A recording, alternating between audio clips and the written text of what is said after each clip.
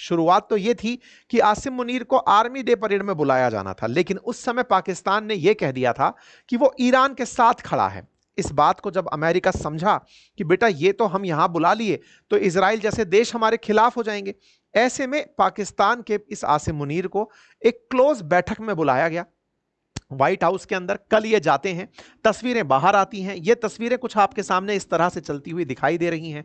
Asim Munir white house पहुंचते हैं, इनके लिए लंच होस्ट किया जाता है और इस लंच के अंदर ही वो कहते हैं कि सर, जिस तरह आप मेहनत कर रहे हो, जिस तरह से आपके द्वारा प्रयास किया जा रहा है भारत पाकिस्तान में शांति स्थापित करने का, आपको तो सर नोबेल पीस पुरस्कार मिलना चाहिए। बोले है ना? बोले हाँ। तो बोले लाइए तो मेरे लिए 2 शब्द कह दीजिए। तो आसिम मुनीर के कहे शब्द ट्रंप की तरफ से कहीं ना कहीं मीडिया में पहुंचा दिए गए कि भाई मेरे लिए नोबेल पीस पुरस्कार मांगा गया है। इस बीच में भारत ने अपनी तरफ से इनको डिनाय करके जो हमारा प्रॉपर बयान आया, उससे कहीं ना कहीं पाकिस्तान के खिलाफ हमने और अमेरिका को भी यह समझाने का प्रयास किया कि देखिए, हम आतंक के मामले में कोई कॉम्प्रोमाइज नहीं करेंगे, फिर चाहे वो आपके लिए भला हो या बुरा हो। इस बात को ट्रंप से पूछा गया कि सर एक बात बताइए कि आसिम मुनीर को आप क्यों बुला लिया अपने पास, क्या चक्कर क्या था? तो अब देखिए, ये बात तो आप और हम डे वन से समझ रहे थे कि आसिम मुनीर भारत के लिए नहीं बुलाए गए हैं। असल में ईरान के साथ जो पाकिस्तान की नजदीकियां बढ़ रही हैं, हाल ही में जिस तरह से पाकिस्तान के प्रधानमंत्री जाकर, शहबाज शरीफ जो हैं, वो जाकर के ईरान की यात्रा पर जाकर के आए, खमेनेई से मिलकर के आए, ये बात अमेरिका को चुभ रही थी कि बेटा पाले हुए तुम हमारे हो, अचानक लीडर बनने क्या निकले हो, और ये अचानक दुनिया के सारे मुसलमानों एक हो जाओ, हमें ईरान के साथ मिलकर हमला करने का वक्त आ गया है, चल क्या रहा है? तो शहबाज शरीफ जो राजनीतिक बयानबाजी करते घूम रहे थे, उनकी जो असल ताकत है दैट इज सेना, उस सेना के कमांडर को बुला करके ही ट्रंप ने सहला दिया कि देखो बेटा, बात ऐसी है कि तुम्हें ईरान के साथ नहीं जाना है, बस इतना ही करना था। और ट्रंप के कहते ही इतना आसिम मुनीर में इतना कूदा साहब, वो इतना मान जाए कि हाँ साहब आप जो कह रहे हो उस बात को हम मान जाएंगे, कतई नहीं था साहब। और हुआ भी यही। ट्रंप ने अपनी तरफ से कहा कि पाकिस्तान तो हमसे ज्यादा जानता है ईरान को, और ये दोनों एक दूसरे की कोई मदद नहीं करने वाले हैं। कुल मिलाकर के पाकिस्तान ने अमेरिका को ईरान भेंट में दे दिया कि सर जी ये ले लीजिए, आपने कहा था कि ईरान के साथ ना जाएं, नहीं जा रहा, हम साइड में हट गए हैं। तो पाकिस्तान ने अपना रवैया खट से चेंज कर लिया है। जो अभी ईरान के खिलाफ सारे, ईरान के साथ मिलकर इजराइल के खिलाफ सारे मुसलमानों को एक करने निकल रहा था, वो एक बार के लंच में ऐसा बिका कि वो तत्काल प्रभाव से बोले आप जो कह रहे हैं जहां पना वही सही है, जिल्ले लाई, जो आप कहेंगे हम वही मान लेंगे। कुल मिलाकर इनका खेला हो गया है। ये जिस आदमी पर विश्वास कर लिए वो तो वैसे ही लुढ़कना था। ये असल मायने में दाव चल दी है। भारत से तो इन्हें टीआरपी मिलती है, असल मायने में ये ईरान के खिलाफ आसिम मुनीर को यूज कर रहे थे और आसिम मुनीर यूज हो भी गए हैं। इसका मतलब कुल मिलाकर के ट्रंप ने आसिम मुनीर को बुलाकर जिन चीजों को कराने का प्रयास किया, उनमें से एक तो ईरान के खिलाफत कराना, दूसरा सुनने में आ रहा है कि 5th जनरेशन फाइटर जेट्स लेने की तैयारी में है पाकिस्तान चाइना से।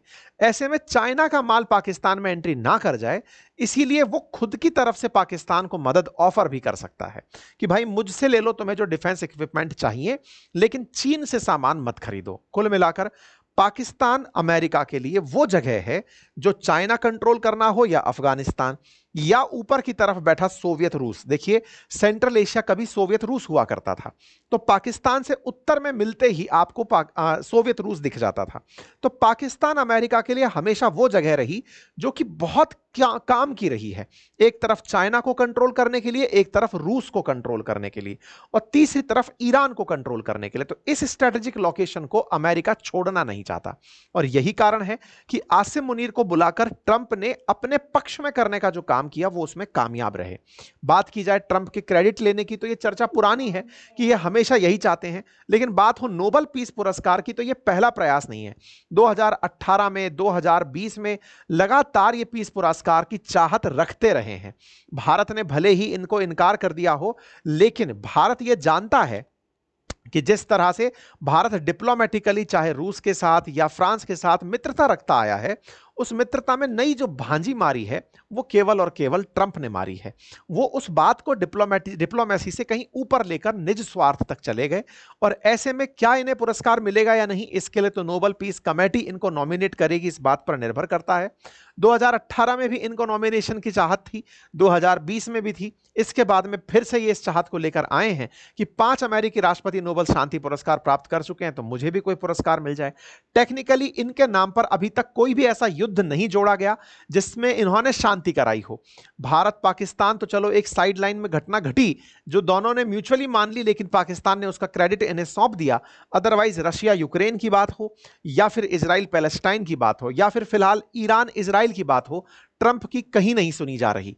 ऐसे में दो न्यूक्लियर कैपेबल स्टेट बोल करके कि मैंने उनके बीच में स्थिरता लाई, ये असल में और कुछ नहीं, सस्ता प्रयास है नोबेल शांति पुरस्कार प्राप्त करने का। निश्चित ही ये अपनी मंशा को पूरा करने के लिए दबाव उस कमेटी पर भी डाल ही देंगे जो नोबेल पुरस्कार देगी, लेकिन ये ट्रंप का केवल सनक और पागलपन कहा जाएगा। बाकी अगर ये इन सब जगह युद्ध रुकवाने में कामयाब होते हैं तो आप और हम भी रिकमेंड करेंगे कि भैया इसको शांति पुरस्कार दिलाओ, क्योंकि रशिया यूक्रेन को रुकवा दिया है यह आदमी, फिलिस्तीन इजराइल को रुकवा दिया है, ईरान इजराइल को रुकवा दिया है, सब तरफ शांति इस व्यक्ति के कारण हो गई। तो ये तो शांति दूत स्वयं पधार गए हैं, इनको पुरस्कार मिलना चाहिए, लेकिन केवल टीआरपी का काम है।